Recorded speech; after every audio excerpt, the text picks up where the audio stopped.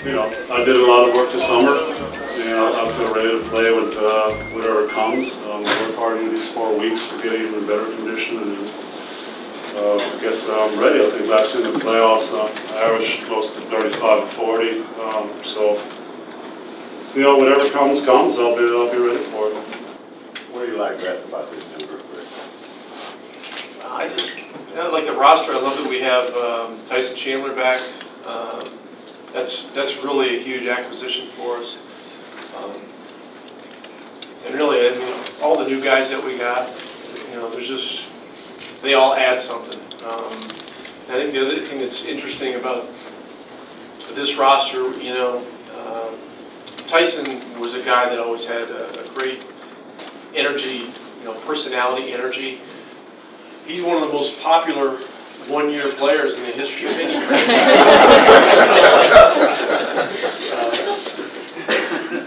In fact, a couple of speaking engagements the last few weeks, I just got up.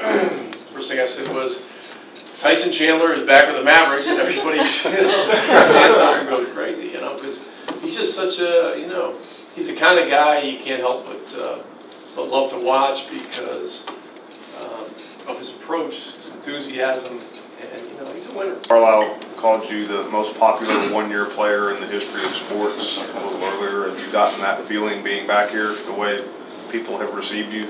Yeah, it's so funny that I spent 1 year here with everybody, equates my career to being here. And even guys around the league, when they say, how many years did you play in Dallas? And I go, 1. What? Everybody thinks I was here 4, 5, 6 years, but it was just one really long, incredible year. So, I'm definitely tied here, and it's a great thing that I am. Dirk, do you feel like there's been more buzz surrounding the team and just you're being around town than maybe like in any time in the last decade? And is that, especially coming off of the playoffs last year, just kind of got you even more excited for what is possible here? Yeah, I thought we had a good run last year. Unfortunately, and then in Game 7 where they played their best game of the series and we didn't. But I think that's something we can build on. I think what created a huge buzz was obviously Tyson Chandler coming back around the city. Everywhere I go, that's the first thing everybody says. He had a great year here. Obviously, it was a huge part of us winning. So that created a lot of buzz, and everybody's happy to see him back. And then, Chandler Parsons is a great addition. Just watching him over the years, I think he's a great player at not needing the ball, but still finding ways to be efficient and scoring. He can shoot, he can run some screen and rolls. He's a great passer for his size, so I think we're going to use his versatility. And looking forward to playing. We're starting tomorrow with this group for sure. What's your feeling on Chandler Parsons? Is he an 8-10-time All-Star today? I don't make predictions at all.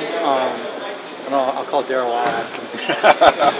Do you like the way you guys can build teams under this CBA in terms of sort of the flexibility and the shorter-term contracts, or is there a downside to it? There's a lot of downsides in both, in all different directions. This CBA is far better in terms of fixing mistakes. It's worse in terms of keeping your best players. It's also because the cap can change so dramatically in a lot of different ways. I think we're all just learning some of the strategic ways to approach it. But it impacted what we did with Chandler Parsons and the structure of his contract, and it impacted whether or not the Rockets matched. This is a new time, and I view each season kind of as a single entity within itself, and so within the confines of between now and April 15th or 16th, we're going to bust our butts to get everybody as good as possible, get as good a record as we can, and we want to be in the playoffs, up there in the playoffs, and we want to give ourselves a chance to be in that small handful of teams. You're a bully. I am a bully. I just can't help myself.